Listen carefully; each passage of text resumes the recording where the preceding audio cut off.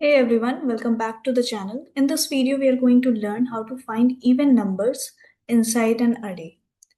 We'll be using for loop along with if condition and check whether it is even or not.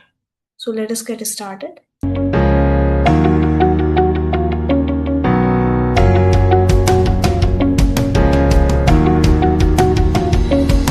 First of all, we are going to define an array.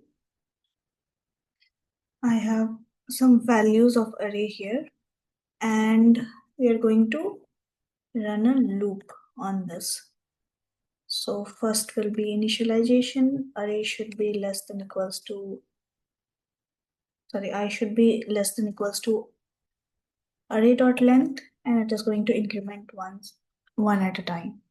So the condition would be if array of I, the value of the element is completely divisible by 2, that will be an even number. So we are going to console it as even, and the value would be printed as array of I. So if I try to run this file, we get even 2, 98, 4 and 20, leaving the odd numbers out.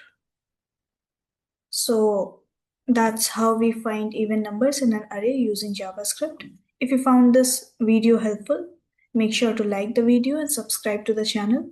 Thank you for watching.